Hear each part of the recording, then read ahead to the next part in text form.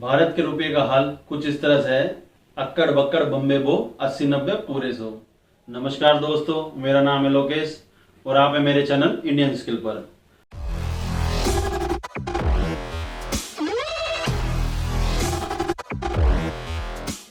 Hello दोस्तों, कैसे हैं आप सब लोग। आज हम बात करेंगे डॉलर के मुकाबले रुपया क्यों गिरता जा रहा है। डॉलर की मार, रुपया 80 के पार। आज हम जानेंगे कि भारत का रुपया डॉलर के मुकाबले क्यों गिरता जा रहा है और क्या है इसके आर्थिक कारण कि भारत का रुपया लगातार गिरावट के दौर में जारी है। दोस्तों, आज करेंसी की बात करेंगे इतिहास से शुरू करेंगे। करेंसी क्या है। वैसे तो करेंसी एक धन है, एक मुद्रा है।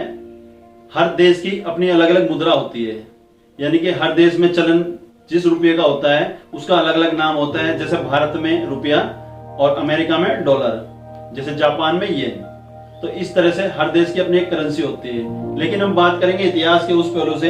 एक जमाना ऐसा भी था हमारे पूर्वजों का जब रुपया करेंसी नहीं हुआ करता था, कोई मुद्रा का चलन नहीं था। उस टाइम चलता था बार्टर सिस्टम। बार्टर सिस्टम मतलब सामान की अदला बदली को आप कह सकते हैं। जब आपको चावल चाहिए तो हो सकता है आपने उसको बदले में दाल दी और उसने उधर से चावल दिए। तो इस तरह के सिस्टम को बोलते थे बार्टर सिस्टम। लेकिन समय बीतता गया, ये सिस्टम इतना कारगर नहीं था, लंबे समय तक चलता रहे, इसलिए सिस्टम धीरे धीरे गायब हो गया और मुद्रा का चलन शुरू हो गया। उसके बाद 16वीं सदी में चलन हुआ मुद्रा का। शेरशाह सूरी जिन्होंने पहली मुद्रा जारी की थी। सबसे पहले चांदी और सोने के सिक्कों का चलन था। चांदी के सिक्कों को हम दाम कहा करते थे और सोने के सिक्कों को मोहरे कहा जाता था। आपने अक्सर फिल्मों में या अपने बड़े बूढ़ों से या बुजुर्गों से सुना होगा कि एक एक पाई पाई का हिसाब लूंगा, या तू एक धेले का आदमी नहीं है, मैं तुम्हें एक फूटी कौड़ी तक नहीं दूंगा। तो ये कौड़ी, धेला और पाई दाम क्या है सब, ये भारत की वो करेंसी है जो सदियों पहले चला करती थी। ये कोई मुहावरे ही नहीं है, ये मुहावरे ऐसे ही नहीं बने हैं। इन्हें बनने के लिए कहीं ना कहीं सच्चाई इनमें छुपी होती है। भारत के इतिहास में सबसे छोटी मुद्रा फूटी कौड़ी हुआ करती थी। हाँ, फूटी कौड़ी सुनने से ऐसा लग रहा है जैसे कोई चीज फूट गई हो, नहीं, लेकिन फूटी कौड़ी एक मुद्रा हुआ करती थी। और दोस्तों, क्या आपको पता है सन 1957 से पहले एक रुपये में मात्र 64 पैसे हुआ करते थे। हाँ, 64 पैसे। और आपने देखा होगा, आपने यही सुना होगा और देखा होगा कि एक रुपये में 100 पैसे होते हैं। तो दोस्तों, उससे पहले 64 पैसे हुआ करते थे, लेकिन भारत सरकार ने डेसिमल सिस्टम के तहत सन 1957 के बाद एक रुपये में 100 पैसे जारी कर दिए थे।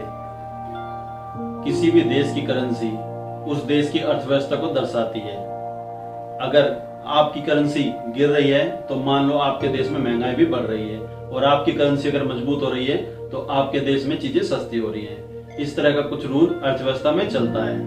तो दोस्तों, आपको पता ही होगा कि चीजें महंगी होती क्यों हैं। आज के टाइम में हम मुद्रा का कंपैरिजन, अपने रुपये का कंपैरिजन डॉलर से करते हैं, लेकिन सदा से ऐसा नहीं था। आजादी से पहले से हम पाउंड से उसका कंपैरिजन किया करते थे, उसके बाद उसका कंपैरिजन डॉलर से होने लगा था। लेकिन ऐसा क्यों है कि हमारा रुपया गिर रहा है और अमेरिका का रुपया तेजी से बढ़ रहा है। तो उसके कुछ कारण भी हैं। इसकी एक वजह रूस और यूक्रेन का युद्ध भी है, और भारत में जो मुद्रास्फीति है उसमें भी तेजी से बदलाव हो रहा है। लेकिन अब हम समझेंगे कि चीजें महंगी क्यों होती हैं, इंटरनेशनल मार्केट का क्या असर पड़ता है। तो जैसे कि आपको पता ही होगा कि हिंदुस्तान, हमारा देश भारत, ज्यादातर चीजों को इंपोर्ट करता है। एक्सपोर्ट की क्षमता कम है, इंपोर्ट की क्षमता ज्यादा है। तो ज्यादा चीजों का भुगतान हमें डॉलरों में करना पड़ता है।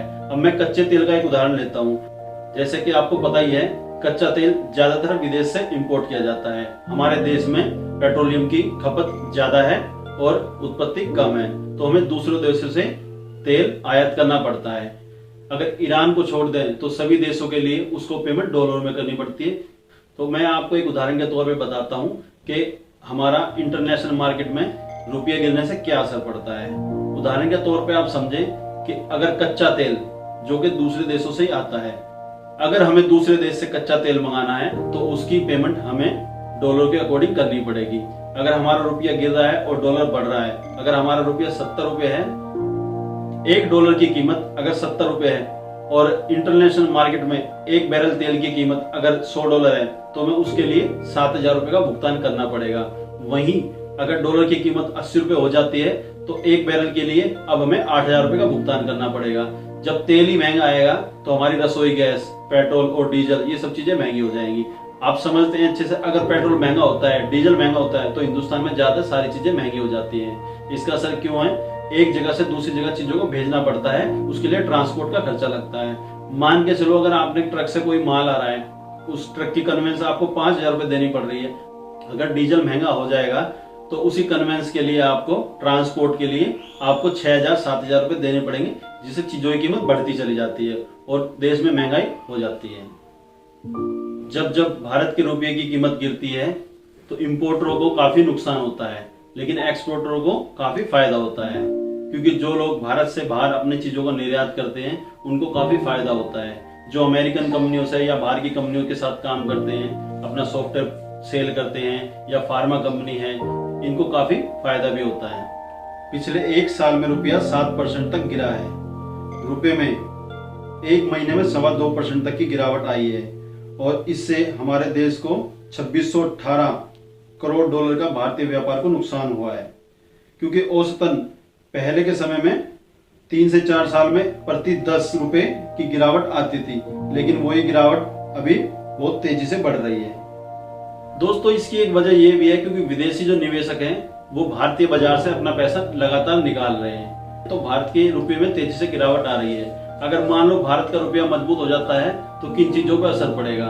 आज के टाइम में विदेश से इलेक्ट्रॉनिक आइटम बहुत ज्यादा आते हैं। जो मोबाइल आपको 20,000 रुपए का पड़ रहा है, रुपए की कीमत में उछाल आता है तो हो सकता है वो मोबाइल आपको 15,000 रुपए में भी मिल जाए।